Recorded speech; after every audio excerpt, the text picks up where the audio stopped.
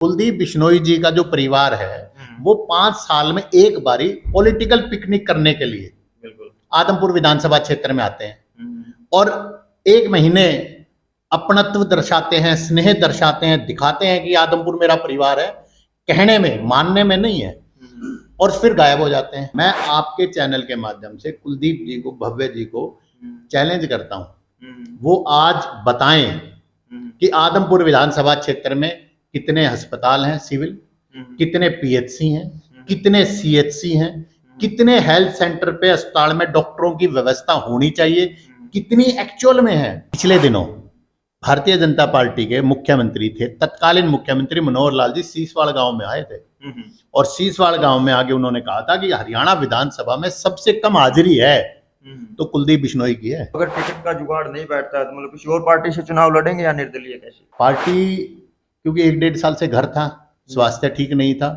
तो फिलहाल तो मैं किसी पार्टी में हुई नहीं।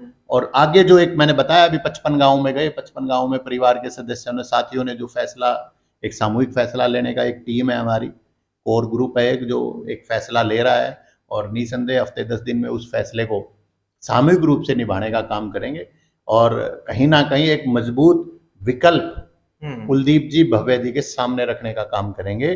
जो आपने वोट बैंक की बात की ना, वो वोट बैंक कुलदीप जी का नहीं है, वो वोट बैंक चौधरी भजनलाल जी का है। चौधरी भजनलाल जी से आज भी आदमपुर क्षेत्र के लोग अपनत्व और स्नेह रखते हैं, उनके प्रति श्रद्धा भाव है, उसका नाजायज फायदा उठाने का काम कुलदीप बिश्नोई और भव्य बिश्नोई करते हैं। नमस्कार, मेरा नाम अशोक है और आप पब्लिक रिएक्शन टीवी देख रहे हैं। तो आप सभी को पता है कि हरियाणा में विधानसभा चुनाव का जो बिगुल है वो बज चुका है। हर हलके से अगर हम कैंडिडेट की बात करें तो सभी ने जो टिकट की डिमांड कर रहे हैं एक्टिव हो चुके हैं और काफ़ी नेता ऐसे भी हैं जो चुनाव से 2 या 3 महीने पहले पोस्टर वगैरह हल्के में लगाते हैं, खुद को वो प्रदर्शित करना चाहते हैं।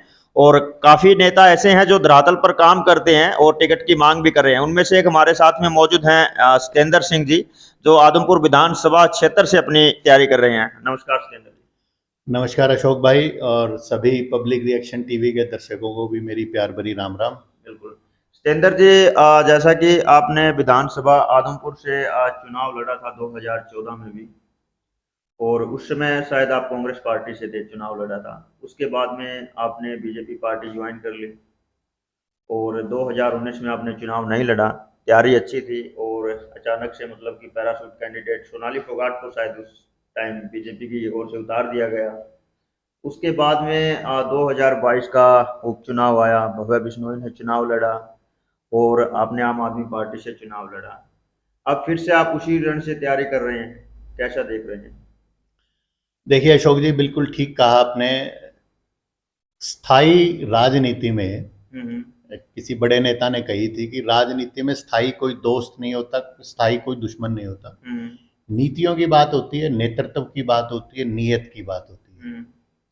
निसंदेह 2014 में कांग्रेस पार्टी के बतौर उम्मीदवार मैंने चुनाव लड़ा और चूंकि संगठन में लंबा काम किया, 1995-96 से कांग्रेस पार्टी में अलग अलग पदों पे काम किया और 2014 में कांग्रेस पार्टी ने मौका दिया। उसके बाद 5 साल चुनाव का रिजल्ट जो था, निसंदेह 10 साल का शासन था कांग्रेस पार्टी का और लोगों में कहीं ना कहीं मैं ये कहूँ कि एक बदलाव की बात थी। लोगों को लगा भी बदलाव करेंगे तो कुछ बेहतर होगा और आज वही लोग ठगा हुआ सा महसूस कर रहे हैं।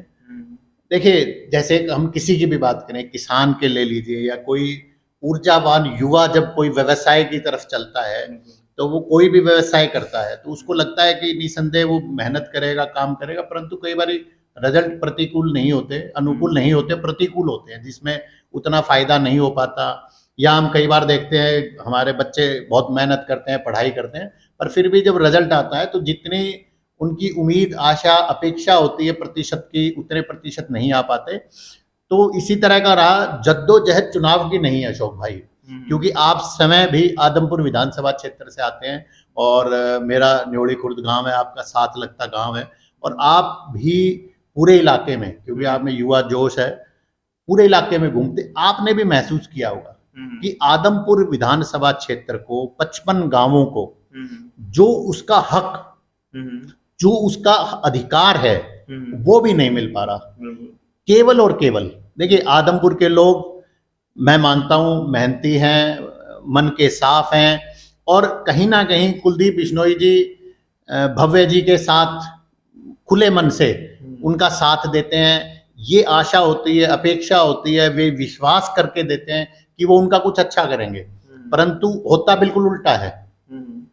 मैं एक शब्द इस्तेमाल करता हूँ अशोक जी, कई दफा पॉलिटिकल पिकनिक, कुलदीप बिश्नोई जी का जो परिवार है वो 5 साल में एक बारी पॉलिटिकल पिकनिक करने के लिए आदमपुर विधानसभा क्षेत्र में आते हैं और 1 महीने अपनत्व दर्शाते हैं, स्नेह दर्शाते हैं, दिखाते हैं कि आदमपुर मेरा परिवार है, कहने में, मानने में नहीं है, और फिर गायब हो जाते हैं। आदमपुर अपनी बदहाली पर फिर 4 साल 11 महीने मतलब परेशान होता रहता है।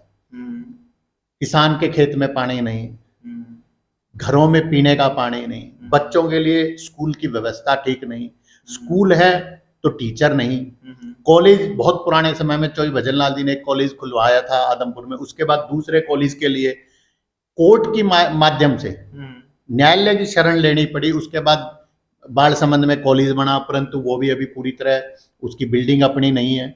स्वास्थ्य सेवाओं का इतना बुरा हाल है, आप देखिए आदमपुर का अस्पताल है वो रेफलर अस्पताल बन चुका है। मैं आपके चैनल के माध्यम से कुलदीप जी को, भव्य जी को चैलेंज करता हूं, वो आज बताएं कि आदमपुर विधानसभा क्षेत्र में कितने अस्पताल हैं सिविल, कितने पीएचसी हैं, कितने सीएचसी हैं, कितने हेल्थ सेंटर पे अस्पताल में डॉक्टरों की व्यवस्था होनी चाहिए, कितनी एक्चुअल में है, पद खाली पड़े हैं, एक्सरे सीटी स्कैन जैसी बेसिक सुविधाएं नहीं है, ब्लड टेस्ट, कई ऐसे ब्लड टेस्ट हैं जो आदमपुर अस्पताल में होते नहीं हैं। इस तरह की जो बदहाली है उसको किस तरीके से ठीक किया जा सकता है, संघर्ष वो है। पार्टी एक मंजिल पे पहुंचने का एक रास्ता है, मंजिल नहीं है। मंजिल आदमपुर विधानसभा से एक अच्छे प्रतिनिधि का विधानसभा में जाए आदमपुर क्षेत्र से और आदमपुर के लिए काम करे, नियत नीति ये है। जैसा कि आप दोबारा से फिर हल्के में तैयारी कर रहे हैं और संभवतः यानी कि 2024 का चुनाव भी आप लड़ेंगे। कुलदीप बिश्नोई का परिवार आदमपुर विधानसभा से अगर हम बात करें तो यहाँ से जीतता आ रहा है लगातार। उनके पिताजी भी यहाँ से जीते हैं, कुलदीप बिश्नोई भी, उनकी माताजी भी, अब उनका तीसरी पीढ़ी जैसे कि भव्य बिश्नोई भी चुनाव जीत रहे हैं। बड़े बड़े योद्धा हैं, धुरंधर आए उनके सामने, आए और चले भी गए। आपने भी 2 दफा चुनाव लड़ा है, कुलदीप बिश्नोई के सामने भी लड़ा है, भव्य बिश्नोई दोनों टाइम दुर्भाग्यवश आप पराजित रहे। और भी मतलब कि राष्ट्रीय पार्टी से काफी बड़े बड़े योद्धा आकर पराजित होकर चले गए और फिर से उसी रण में उतरने की कोशिश आप कर रहे हैं। मतलब कैसे टक्कर कैसे दे पाएंगे? देखिए अशोक जी, मैंने कहा क्योंकि वही मतलब उसी परिवार के सामने फिर से चुनाव लड़ना होगा। देखिए अशोक जी, मैंने कहा था आपको, विषय ये नहीं है कि चुनाव कौन लड़ता है, विषय ये है कि आदमपुर के हकों को हासिल कौन कर पाता है। निसंदेह एक परिवार, देखिए चौधरी भजनलाल का हम समय की बात ना करें तो बेहतर होगा। चौधरी भजनलाल ना केवल हरियाणा अपितु राष्ट्र पे एक अच्छे नेता की उनकी एक छवि रही है, और आदमपुर विधानसभा क्षेत्र से तो उनका बड़ा विशेष स्नेह था, और एक परिवार की भांति वो एक जो बुजुर्ग परिवार में होता है वो सहेज कर रखने का काम करते थे। मामला नहीं संभला तो कुलदीप जी से नहीं संभला। कुलदीप जी की सोच जो है, मुझे लगता है कि कहीं ना कहीं कुलदीप जी की सोच राजनीति से प्रेरित है, और राजनीति से जो प्रेरित सोच होती है उसमें उनके लिए मुख्य जो हो जाता है वो पद हो जाता है, और जो समाज सेवा से प्रेरित जो सोच होती है उसमें वो इलाके के विकास की बात करते हैं, उसके लिए पद बड़ा नहीं होता। इसी तरह मैंने कहा राजनीतिक पार्टी अहम नहीं है, पार्टी अहम नहीं है, अहम है कि किस तरीके से उचित व्यक्ति, काबिल व्यक्ति, जो व्यक्ति आदमपुर विधानसभा से जमीन से जुड़ा हुआ हो, जो आदमपुर विधानसभा की, गरीब की, किसान की, कमेरे की, दलित की, पिछड़े की, महिला की, बुजुर्ग की, युवाओं की, बच्चों की परेशानी को समझ सकता हो और उस परेशानी को विधानसभा में उठाए और उसको कहीं ना कहीं सुलझाने का काम करे। देखिए, अगर पिछले दिनों भारतीय जनता पार्टी के मुख्यमंत्री थे, तत्कालीन मुख्यमंत्री मनोहर लाल जी सीसवाड़ गांव में आए थे, और सीसवाड़ गांव में आगे उन्होंने कहा था कि हरियाणा विधानसभा में सबसे कम हाजिरी है तो कुलदीप बिश्नोई की है। ये मेरा नहीं है, ये उस मुख्यमंत्री का दावा है जिस मुख्यमंत्री ने कुलदीप जी को भारतीय जनता पार्टी में शामिल करवाने का काम किया। देखिए, जो व्यक्ति अब कोई बच्चा अगर स्कूल में नहीं जाएगा तो उससे आप अच्छे नंबरों की अपेक्षा कैसे करेंगे? कोई किसान खेत में नहीं जाएगा, उस खेत में अच्छी पैदावार की अपेक्षा कैसे करेंगे? इसी तर्ज पर अगर विधानसभा का सदस्य विधानसभा में नहीं जाएगा, लोकसभा का सदस्य लोकसभा में नहीं जाएगा, तो करेगा क्या? देखिए, एक लोकतांत्रिक प्रणाली है जिसमें हम विधायक को, क्योंकि एक आम किसान को, जमींदार को, गरीब को, कमेरे को एक फुर्सत नहीं होती कि वो छोटी छोटी चीजों के लिए चंडीगढ़ जाए, दिल्ली जाए, इसलिए एक विधायक को चुनते हैं हम। विधायक हमारे टैक्स से तनख्वाह लेने वाला एक व्यक्ति है, जिस व्यक्ति को हमने चुना कि वो जाए और विधानसभा में जाके हमारे क्षेत्र की समस्याओं को दूर करने की कोशिश करे और उन्हें करवाए। परंतु आप देखिए कितना गलत है कि वो विधानसभा में नहीं जाते, उनसे कैसे उम्मीद करोगे? जहां तक जीत की और हार जीत की बात है, देखिए लोकतंत्र है, इसमें मैं बहुत ज्यादा, मैं आमतौर पे कहता हूं कि मैं सामाजिक व्यक्ति हूं, राजनीतिक व्यक्ति नहीं हूं। राजनीतिक चुनाव लड़ता हूं, संगठन में लंबे समय काम किया, चुनाव भी निसंदेह 2 बार लड़े, परंतु राजनीतिक षड्यंत्र और जो ये चाल चलना और ये जो गड़बड़ जो करते हैं ना राजनीति, वो उसमें मैं परिपक्व नहीं हूं और मैं होना भी नहीं चाहता। मैं एक चाहता हूं, देर लगेगी निसंदेह, मन में नियत मेरी साफ है, नीति है मेरे पास, नेतृत्व करने की क्षमता है, समय लगेगा, परंतु वो दिन आएगा जब आदमपुर विधानसभा क्षेत्र को उसका हक मिलेगा और उस हक को दिलवाने में अहम भूमिका निभाने का काम मैं जरूर करूंगा। बिल्कुल। 2022 में आपने आम आदमी पार्टी से चुनाव लड़ा था, अभी तक मतलब ऐसा कोई बदलाव, उठापटक वैसे शुरू हो चुकी है नेताओं की, अभी तक आपके अंदर ये देखा नहीं गया है। हो सकता है कि 2024 का चुनाव भी आम आदमी पार्टी से ही लड़े, तो चुनाव जो है कि संभावित है कि मुद्दों पर, वादों पर लड़ा जाता है और झूठे वायदे भी राजनीति में आपको पता है किए जाते हैं, मुद्दे भी विशेषकर रखे जाते हैं। तो कांग्रेस पार्टी भी भूपेंद्र सिंह हुड्डा आए दिन किसी ना किसी शहर में पहुंच रहे हैं, अपने जो मुद्दे हैं वो रख रहे हैं। उनका कहना है कि जो वृद्धाओं को है सम्मान दिया जाएगा, जैसे कि 6,000 रुपये पेंशन कर दी जाएगी, एलपीजी के दाम कम कर दिए जाएंगे सिलेंडर के, और पेट्रोल के दाम भी हम जो प्रदेश स्तर का जो टैक्स है उसको कम करके कम करेंगे, और जो बीपीएल परिवारों को जैसे पहले भी प्लॉट दिए जाते थे इसी तरीके से दिएंगे, और भी काफी मतलब घोषणाएं कर रहे हैं। बीजेपी पार्टी भी अपने जो मतलब उन्होंने मुद्दे हैं वो रख रहे हैं, जैसे कि हमने महिलाओं को मान सम्मान दिया, गरीब परिवारों को प्लॉट दिए, और जिनको प्लॉट नहीं मिला उनको 1-1 लाख रुपए की सहायता राशि दी, मकानों को नवीनीकरण के लिए 80-80 हज़ार रुपये दिए, मतलब किसानों के लिए तिमाही 2,000 रुपये देने का काम किया। काफी मतलब रख रहे हैं मुद्दे। तो आपकी पार्टी किन मुद्दों पर चुनाव लड़ेगी? देखिए, आपने कहा कि किसान को 2,000 रुपये मासिक देने का, मासिक त्रैमासिक 3 महीने में, उससे ज्यादा पैसा तो सरकार ने जीएसटी के माध्यम से कृषि से रिलेटेड जो चीजें होती हैं, खाद है, बीज है और ट्रैक्टर के इक्विपमेंट है, उन पे जीएसटी लगा के 6,000 रुपये सालाना जो देने का काम किया, उससे ज्यादा किसान की जेब से निकालने का काम भारतीय जनता पार्टी ने किया। भारतीय जनता पार्टी किसानों के लिए कहती थी 2022 तक आय दोगुनी कर देंगे, आज भी आय दोगुनी छोड़िए, किसानों की जो दुर्दशा, चाहे हम किसान आंदोलन के दौरान 700 से अधिक जो किसान शहीद हुए, उनके परिवारों को आज तक सुध लेने का काम नहीं किया। जो दुर्दशा किसानों की, गरीबों की, कमेरे वर्ग की इस सरकार में हुई है, देखिए वो आज तक कभी हिंदुस्तान के आजाद होने के बाद आज तक नहीं हुई। हमने पूछा है कि आपकी पार्टी किन मुद्दों के साथ में चुनाव लड़ेगी, वैसे कोई पर्सनल मुद्दे भी हो सकते हैं आपके। चलिए, पार्टी के नहीं, मतलब कोई नेता के भी काफी पर्सनल मुद्दे होते हैं जो हल्के में रखे जाते हैं। देखिए, मैं अशोक जी, मैंने आपको बताया, मेरा पहला जो है, क्योंकि जल ही जीवन है, किसान के खेत में पानी और हर घर में पानी, पहली प्राथमिकता मेरे व्यक्तिगत मुद्दे हैं, क्योंकि मैं न्योड़ी खुर्द गांव से हूँ, यहीं पला बड़ा हूँ, यहीं स्कूली शिक्षा हुई, यहीं खेती करी है मैंने। जो पीड़ा किसान को खेत में पानी ना मिले, वो पीड़ा मुझे भी, उस पीड़ा का मैं खुद स्वयं भुगतवार हूँ। किसान के लिए पानी, घर में पीने का पानी, बच्चों के लिए स्कूली व्यवस्था, अच्छी शिक्षा की व्यवस्था,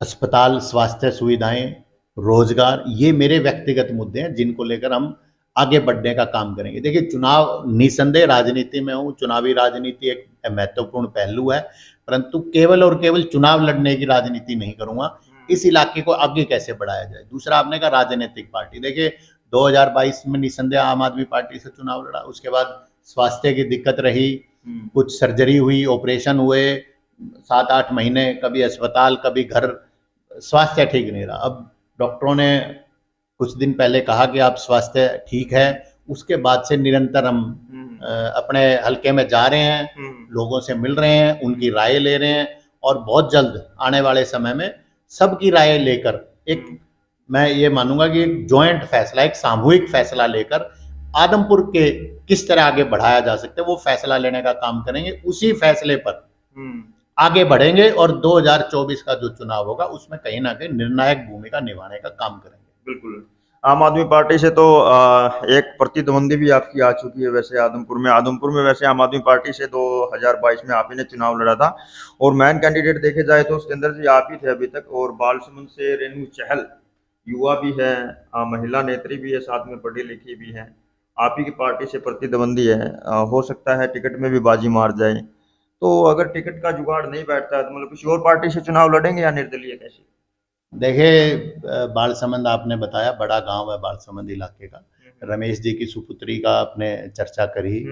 देखिए, उस तरफ की बेल्ट का ऐसा भी कहना है कि हम विधायक बनाते हैं। रमेश जी का परिवार निसंदेह निस्वार्थ भाव से पूरी मेहनत और लगन से 2022 के चुनाव में हमारे साथ काम किया उन्होंने, और शुभकामना हर पार्टी की। देखिए, मैं ये मानता हूं, मैंने, आपने सुना भी होगा 2022 के चुनाव में भी मैंने कहा था कि आदमपुर विधानसभा क्षेत्र का कोई भी व्यक्ति, 1,80,000 मतदाता हैं, 1,80,000 मतदाता में से हर व्यक्ति को अधिकार है कि वो चुनाव लड़े, और नई पीढ़ी, नए लोग आगे आएंगे, नई सोच, नई ऊर्जा होगी, नई दिशा दिखाने का काम करेंगे, तो कहीं ना कहीं आदमपुर के विकास की बात होगी। आज आदमपुर में मुद्दा है जो विकास की दृष्टि से जो पिछड़ रहा है, और उस किसकी वजह से पिछड़ रहा है। विकास की दृष्टि से निसंदेह सब सहमत है इस बात से कि हम पिछड़ रहे हैं। 2022 के चुनाव में कुलदीप जी ने भी कहा था राजनीतिक वनवास खत्म करूंगा, परंतु लोकसभा चुनाव में कांग्रेस पार्टी को जिताकर लोगों ने कुलदीप जी को आईना दिखाने का काम किया कि आप जो झूठ बोल रहे थे वो झूठ नहीं चलेगी। पार्टी, क्योंकि 1-1.5 साल से घर था, स्वास्थ्य ठीक नहीं था, तो फिलहाल तो मैं किसी पार्टी में हुई नहीं, और आगे जो एक मैंने बताया अभी 55 गाँव में गए, 55 गाँव में परिवार के सदस्यों ने, साथियों ने जो फैसला, एक सामूहिक फैसला लेने का एक टीम है हमारी, कोर ग्रुप है एक, जो एक फैसला ले रहा है, और निसंदेह हफ्ते 10 दिन में उस फैसले को सामूहिक रूप से निभाने का काम करेंगे, और कहीं ना कहीं एक मजबूत विकल्प कुलदीप जी, भव्य जी के सामने रखने का काम करेंगे कि कहीं ना कहीं कुलदीप जी, भव्य जी को या तो ये पॉलिटिकल पिकनिक बंद करनी पड़ेगी या उनको आदमपुर विधानसभा से हाथ धोना पड़ेगा। ये बात मैं नियत से कह रहा हूँ आपको। आम आदमी पार्टी जिस समय आपने ज्वाइन की, अशोक तंवर जी को आप अपना नेता मान रहे थे, तंवर जी ने पार्टी, आम आदमी पार्टी को छोड़ दिया, बीजेपी को ज्वाइन कर लिया, कहीं मतलब आपका मन भी, आप कह रहे हैं कि सामूहिक फैसला लेंगे। देखिए, आपका भी नाम अशोक है और मेरे जो बड़े भाई हैं उनका भी नाम अशोक तंवर है। निसंदेह अशोक तंवर जी के नेतृत्व में कांग्रेस पार्टी में काम किया, चुनाव लड़ा उनके नेतृत्व में, बहुत अच्छे मजबूत एक अच्छे व्यक्ति हैं, स्वभाव से, मेहनत से, नीयत से, नीति से और नेतृत्व क्षमता है। आज वो अपने व्यक्तिगत है, उनका भारतीय जनता पार्टी में जाने का उन्होंने फैसला किया, और जो मेरा फैसला नहीं होगा, जो भी फैसला होगा एक सामूहिक फैसला होगा। मैं बता रहा हूँ 55 गाँवों में, क्योंकि वो कहते हैं कि जन्म से कर्म से आदमपुर में ही रहे, आदमपुर में ही खेले पले बढ़े, तो एक हर व्यक्ति से एक व्यक्तिगत जुड़ाव है। तो कहीं ना कहीं सबकी सलाह लेकर एक जो फैसला हुआ, मैंने बताया एक कोर कमेटी है, हमारे कुछ साथी हैं जो वो उस पर चर्चा चल रही है, और हफ्ते 10 दिन में एक अच्छा फैसला और कहीं ना कहीं एक अच्छा मजबूत विकल्प बनकर उभरेंगे हम। बिल्कुल, आप लोगों ने देखा कि सतेंद्र सिंह 2024 का चुनाव जरूर लड़ेंगे। सतेंद्र जी, हमने तो गेटअप वगैरह देखा था आपका, हमने सोचा संन्यास वगैरह लेंगे आपकी राजनीति से। देखिए अशोक जी, मैं एक छोटी सी आपका एक, आपने कहा कि चुनाव लड़ेंगे, मैंने कहा चुनाव सतेंद्र लड़े ये महत्वपूर्ण नहीं है। सतेंद्र चुनाव लड़े ये महत्वपूर्ण नहीं है। आदमपुर विधानसभा को उसका हक दिलवाने के लिए कोई एक मजबूत विकल्प बने, वो महत्वपूर्ण नहीं है, वो महत्वपूर्ण है। ठीक है ना जी। तो वो एक मजबूत विकल्प होगा, वो विकल्प सतेंद्र होगा, ये जरूरी नहीं है। परंतु देखिए, मैं तो 1,80,000 मतदाता, मैं तो सबको सतेंद्र मानता हूँ, बिल्कुल, और उनको मैं अपना मानता हूँ। मैं अपने अंदर, कहते हैं कि जैसे आप हो ना वैसे अगला नजर आना चाहिए। आप आईने देखने का काम करें तो कहीं ना कहीं बेहतर होता है। राजनीति में भी कहीं ना कहीं सामाजिक मूल्यों को और इनको आगे लाना होगा धीरे धीरे, तब बात बनेगी। केवल और केवल स्वार्थ की राजनीति करते हैं, ये ठीक नहीं है। व्यक्तिगत राजनीति को छोड़कर सामूहिक सामाजिक राजनीति जब होगी, वो सेवा भाव के साथ आगे बढ़ेंगे, वो रहेगा। तो एक मजबूत विकल्प बनेंगे। वो सतेंद्र हो सकता है, कोई और हो सकता है, वो जरूरी नहीं है। मैं पहले भी कहता रहा हूं, मैंने अभी, आपने जब आम आदमी पार्टी के विकल्प की बात करी तो मैंने कहा हर व्यक्ति को अधिकार है चुनाव लड़ने का। तो वही चीज है, चुनाव महत्वपूर्ण नहीं है। हमारे आदमपुर के हकों की लड़ाई विधानसभा में मजबूती से लड़े, उचित प्रतिनिधि यहां से जाए, वो महत्वपूर्ण है। उसके ऊपर 2024 में पुरजोर कोशिश करेंगे। बिल्कुल सतेंद्र जी, जैसे हमने आपसे पहले भी पूछा कि कुलदीप बिश्नोई परिवार सामने चुनाव लड़ेगा, तो मतलब कि उनको कैसे टक्कर दे पाएंगे। हम आपसे पूछ रहे हैं कि 1,80,000 जैसे आपने भी बताया आदमपुर विधानसभा क्षेत्र में वोट है, उनमें से 30,000 जो वोट बैंक है वो बिश्नोई परिवार का है, जो कि ऐसा माना जाता है कि कुलदीप बिश्नोई के साथ ही कन्वर्ट हो जाता है। कुलदीप बिश्नोई जी कांग्रेस में थे तो वो वोट बैंक कांग्रेस में था, जैसे बीजेपी में आए तो बीजेपी में कन्वर्ट हो गया। थोड़ा बहुत हम कुछ कह नहीं सकते। तो मतलब जो हार जीत तय करता है वोट बैंक, क्योंकि 30,000 वोट बैंक बहुत ज्यादा हो जाता है, तो उसको रिझाने का कैसे काम करेंगे। देखिए, अगर आप देखें हैं अशोक जी, आप खुद मानते हैं, वैसे तो देखिए मैं जातिगत उस चीजों में विश्वास ही नहीं करता। मैं 1,80,000 मतदाताओं को एक नजर से देखने का काम करता हूँ। लीड देके चलता ना वोट बैंक। देखिए, निसंदेह आपने 1,80,000 मतदाताओं की बात करी, पर उसमें 1,80,000 में 30,000 की बात करी, तो क्यों ना हम उन 1,50,000 मतदाताओं की भी बात करें। अब आप कह रहे हैं 30,000 इनके साथ है, तो जो 1,50,000 मतदाता, देखिए निसंदेह मैं मानता हूँ आदमपुर में दो तरह का वोटर है। और चूंकि मैं केवल अब नहीं, बहुत लंबे समय से देख रहा हूँ, 95-96 से राजनीतिक जीवन में हूँ मैं, तो मैंने काफी चुनाव देखे हैं जहां पर कहीं ना कहीं दो धड़ों में बंटने का काम आदमपुर विधानसभा क्षेत्र करता है। एक धड़ा हराने के लिए चुनाव लड़ता है, एक धड़ा जिताने के लिए चुनाव लड़ता है। तो कई बार बड़ा नजदीकी से भी मामला हो गया। 2 लोकसभा चुनाव हुए हैं 2019 और 2024 में, जहां पर इस परिवार को या इस परिवार के समर्थित उम्मीदवार को हारना पड़ा। तो बदलाव तो देखिए 2 बार हो चुका, निसंदेह कोई जरूरी नहीं है। और जहां तक वोटर जो है, वोटर अब दिन ब दिन, आप लोग जैसे ऊर्जावान और जो जागरूक पत्रकार हैं, आप भी अपना अच्छे से रोल निभा रहे हैं, जागरूकता ला रहे हैं। सोशल मीडिया के माध्यम से भी जागरूकता आ रही है। आदमपुर विधानसभा क्षेत्र का हर युवा, हर महिला, कहीं ना कहीं हर किसान, हर कमेरा ये देख रहा है कि किस तरीके से और विधानसभा क्षेत्रों में विकास हो रहा है और हम पिछड़ते जा रहे हैं। तो वो जो जागरूकता है ना, वो अहम है। जिस दिन वो जागरूकता 100% हो जाएगी, उसमें हम भी सहयोग करेंगे, आप पत्रकार होने के नाते आप भी सहयोग करेंगे, और भी जो समाज सेवी लोग हैं, युवा क्लब हैं, वो जब सहयोग करेंगे, जागरूकता आ जाएगी, तो निसंदेह। देखिए, बाबा साहब अम्बेडकर ने जब चुनाव, लोकतंत्र, हमारा संविधान बनाया, तो ये परिवार ये सब कर दिए थे साफ।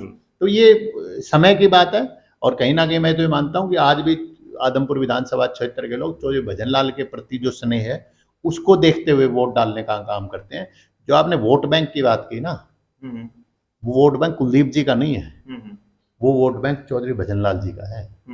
चौधरी भजनलाल जी से आज भी आदमपुर क्षेत्र के लोग अपनत्व और स्नेह रखते हैं, उनके प्रति श्रद्धा भाव है।